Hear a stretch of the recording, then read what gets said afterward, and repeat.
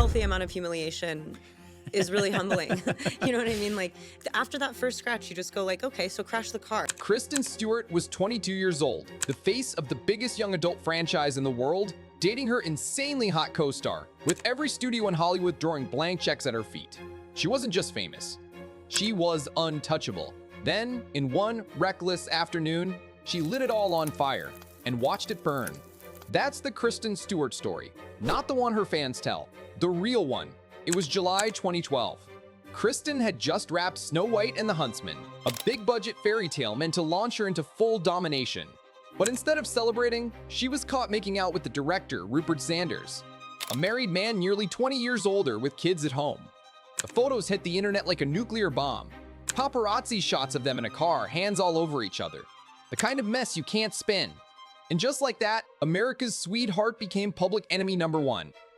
Robert Pattinson, her Twilight boyfriend, the guy half the planet shipped her with, was humiliated. Fans turned vicious, death threats, hate campaigns.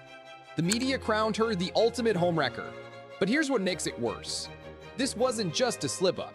It was the first crack in a pattern of self-sabotage that would tank one of the most promising careers in Hollywood history. If you want to know the truth about how Kristen Stewart went from Hollywood's untouchable golden girl to career self-sabotage, keep watching.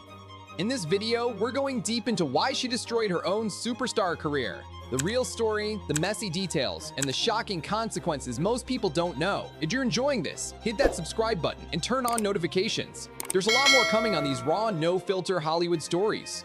Now let's get into it. Let's rewind for a second. Before the scandal, Kristen Stewart looked unstoppable. She started young, stealing scenes in Panic Room opposite Jodie Foster at just 11. Then came Twilight in 2008. That awkward, brooding Bella Swan made her an overnight global superstar. The franchise grossed billions. She became one of the highest paid actresses on the planet. Forbes named her the top earner in 2012. Everything was set up perfectly for her to be the next Angelina Jolie, the next big franchise queen who could do blockbusters and prestige at the same time. But even back then, the warning signs were there. Kristen always seemed uncomfortable with the fame. She'd mumble through interviews, hide from cameras, act like the massive spotlight was some annoying core. Fans called it relatable. Critics called it wooden. But the money kept rolling in. Twilight sequels kept breaking records. She had the world. Then came the affair, and everything changed. The backlash was brutal. Rupert Sanders' wife, Liberty Ross, was devastated. Their marriage imploded. Kristen issued a cringy public apology, calling it a mistake. But the damage was done. The girl who played the symbol of pure eternal love had just blown up her own fairy tale in the most hypocritical way possible. Twilight fans, mostly young girls who idolized the Robston romance, felt personally betrayed. Boycotts started. Merch got burned. Her image went from dreamy teen icon to reckless homewrecker overnight. You'd think a smart star would lay low, do damage control, maybe take a big safe role to remind everyone why they loved her. Not Kristen. She doubled down. Right after the scandal, she started rejecting big studio offers left and right. The same machine that made her rich, she suddenly treated like poison instead of capitalizing on her massive name recognition. She dove headfirst into weird indie projects, small films with tiny audiences, artsy stuff that paid almost nothing compared to what she could command. It was like she was actively trying to disappear from the mainstream. And her attitude didn't help. She kept that same detached, almost bored vibe in public. Interviews where she'd shrug off massive opportunities. That famous moment on a red carpet where she looked like she'd rather be anywhere else. While other stars were out there smiling, networking, playing the game, Kristen acted like the game was beneath her. But let's be real. That attitude wasn't mysterious or authentic. It was career suicide. Hollywood runs on relationships, on likability, on showing up and playing nice. She didn't want to play nice, and the industry noticed. Her post-Twilight film choices were baffling. She did Snow White, which actually did okay at the box office despite the scandal, but the sequel? She got replaced. They didn't want the drama. Then came movies like The Runaways, where she played Joan Jett, and some smaller dramas. Respectable, sure, but they weren't moving the needle. She wasn't building a new empire, she was tearing the old one down, brick by brick. By 2014, the cracks were turning into full-on chasms. She starred in Camp X-Ray, an indie drama that barely anyone saw. Then Clouds of Sils Maria, which got her some critical love, but again, tiny box office.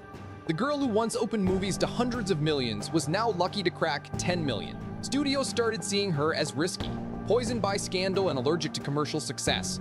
And then there was the personal side, more relationships that played out messily in public, brief flings, that openly bisexual reveal that some praised as brave, but others saw as another way to alienate her core Twilight audience.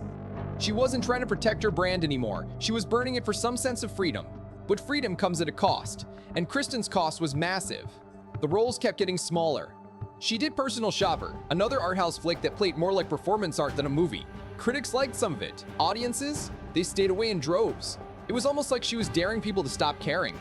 And slowly they did. Remember when she was supposed to be in big franchise stuff? There were rumors of her joining big superhero films or major studio leads. Those never materialized. Why? Because her reputation for being difficult, for not playing the game, for that perpetual resting disinterested face started sticking. Directors wanted easy. Producers wanted bankable. Kristen was becoming neither. By the late 2010s, her star power had faded so much it was almost unrecognizable. The Twilight Queen was now just another indie actress who used to be famous. And the worst part? She seemed totally fine with it. In interviews, she'd talk about how much she hated the big machine, how Twilight was this weird fever dream, like she was embarrassed by the very thing that made her. But embarrassment doesn't pay the bills, and it sure doesn't fill theaters. Things hit a new low with Charlie's Angels in 2019, a big studio reboot with a massive budget. This was supposed to be her comeback vehicle, right? Teaming up with big names, big action, big marketing. Instead, it bombed hard. Critics hated it. Audiences didn't show up. Kristen looked checked out even on screen. Another swing and a miss. Another reminder that she couldn't quite recapture that old magic. And just when you thought it couldn't get more frustrating, you realized the pattern was never going to stop. Charlie's Angels wasn't just a flop, it was a symptom. Kristen showed up to set with that same detached energy that once seemed quirky but now screamed unprofessional. The film made back barely a fraction of its budget. Sony took a bath. And suddenly, the phone calls for big studios got quieter. Much quieter. But she kept pushing this rebellious artist narrative. In 2021, she starred in Spencer playing Princess Diana. On paper, it sounded like Oscar bait. The kind of transformative role that could flip the script. She got some awards buzz, sure. Critics praised the commitment. But even there, the movie felt cold, distant, more interested in art house vibes than actually connecting with audiences. It made noise in festivals, but vanished from the cultural conversation almost immediately. Another prestige project that didn't translate to real power in Hollywood. And let's talk about the elephant in the room. That whole "I'm too cool for mainstream" attitude started looking less like artistic integrity and more like excuses. While peers like Emma Watson, Jennifer Lawrence, and even her Twilight co-stars navigated the post-franchise landscape with smart choices, Kristen seemed allergic to anything resembling a hit. She turned down roles that could have rebuilt her bankability. She chased directors known for weird experimental stuff. It was almost as if she was punishing her younger self for becoming so massively famous.